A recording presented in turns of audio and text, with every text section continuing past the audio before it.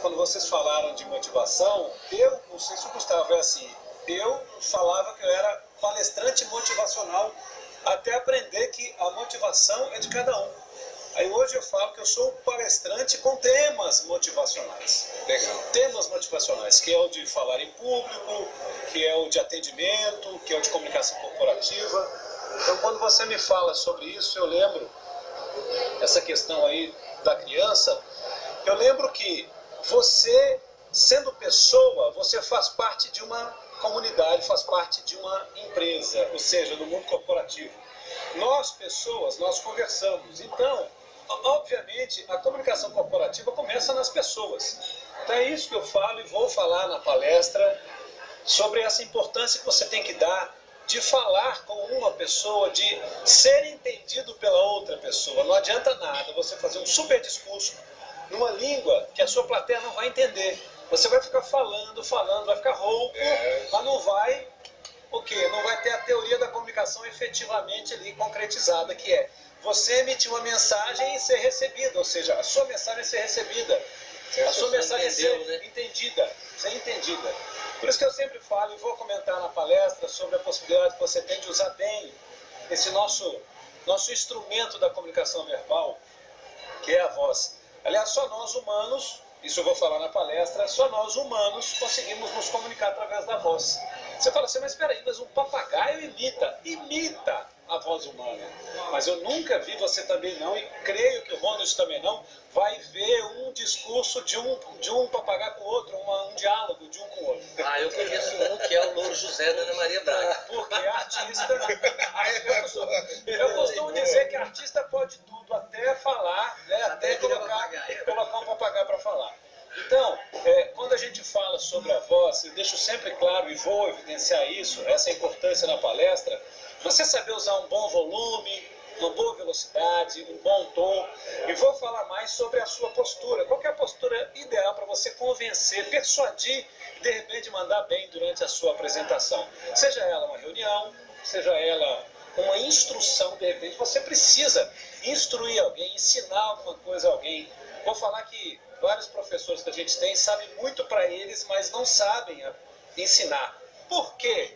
Aguarde que você vai ver. E vou falar também os 4 pilares da boa comunicação para você ser um super profissional. Você vai ver que você vai ficar independente de quem esteja na sua frente, a gente conhecida, a gente desconhecida, 5, 15, 500, 5 mil. Eu vou provar que não precisa você depender de ninguém à frente para ser sucesso. Mas, Anderson, você não vai ficar nesse de eu vou falar, porque todo mundo já ficou curioso. Mas eu sou mineiro. Você vai ter que dar uma dica para nós aqui. Como, eu vou te fazer uma pergunta provocativa, porque eu acho que esse talvez de muitos aí é um problema, né? Controlar o nervosismo durante uma apresentação. Na hora que você vai em público, eu não sei como, acho que aqui talvez não, porque todos aqui são palestrantes, todos aqui já fizeram apresentações para muitas pessoas, mas o público quer saber como controlar a ansiedade ou nervosismo antes de uma apresentação. Bom, isso requer muita prática. Você tem que fazer, porque a cada vez que você fizer, você vai tremer menos. Pelo menos isso é o normal. Se começar a tremer mais, tem algum problema que a gente não sabe qual é. Então, com o tempo, você vai tremendo menos. Com o tempo, você vai tendo mais jogo de cintura, argumentação. Imagina você que é iniciante, de repente vai ver uma cara feia na sua frente quando você for fazer uma palestra. Mas e aí? Uma cara feia vai tirar o rebolado para você fazer uma super apresentação? Não pode. Então, com o tempo, você vai saber que você vai ter que, infelizmente, não olhar para aquela pessoa que possivelmente vai estar te atrapalhando. Então, a dica maior é o seguinte: chegue antes, converse com o cara do som, converse com alguém da plateia. Tem gente que fala assim, olha, eu preciso de 10 minutos para me acalmar. E se a apresentação tiver só 5? Você acredita que já me falaram isso? Então eu falo, olha, então você chega muito antes de todo mundo, fica lá esperando alguém chegar para você começar a relaxar. Eu tenho uma reação. Todas as vezes que eu vou fazer uma apresentação, eu tenho uma reação. Mas não me compromete, não compromete a minha voz, não compromete a minha postura. Minha mão fica gelada. Tá agora, olha aí. Tá mesmo. Tá gelada. Mas aí é o seguinte, por que que eu posso me dar o luxo de ter a mão gelada? Quase ninguém vai me cumprimentar quando eu estiver lá em cima. E se por acaso alguém falar, para tentar achar que vai me derrubar, pô, você tá com a mão gelada? Não, isso é o ar-condicionado. Quase sempre a gente tem ar-condicionado. Ou então não, é o frio que tá fazendo. Então eu já tenho até a desculpa pronta. Essa é a única reação. Agora, conheço gente que tem reação das pernas bambearem, da voz não sair. Tem diversas. Sai lágrima do olho. Sim. Né? Há canais com pastores, há canais religiosos católicos, porque são todos muito craques. Claro que você vai gostar de um ou de outro, mas estão sempre lá, dando sempre... São bons oradores. São bons oradores. São excelentes oradores. Claro que tem algumas exceções. Sabe um cara que eu gosto muito de assistir a forma dele de oratória?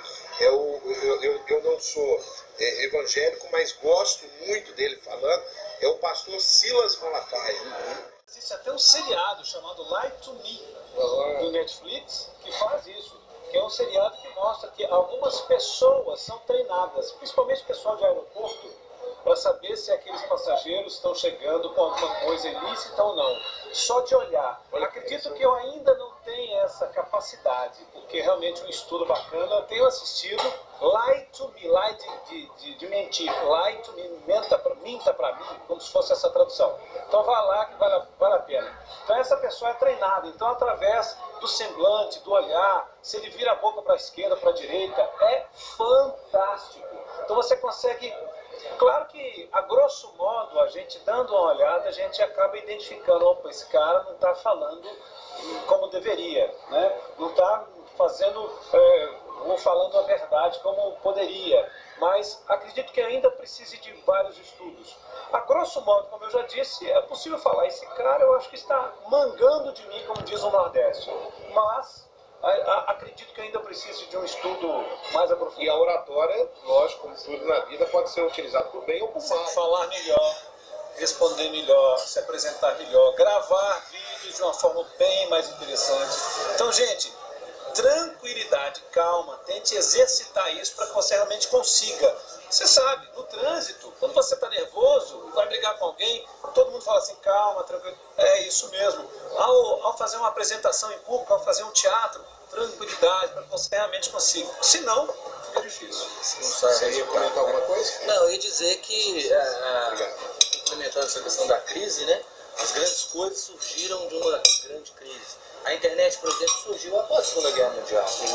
Então, quer dizer... Estratégia de guerra. Sem dúvida. Então, as grandes ideias, de fato, vêm de um grande problema.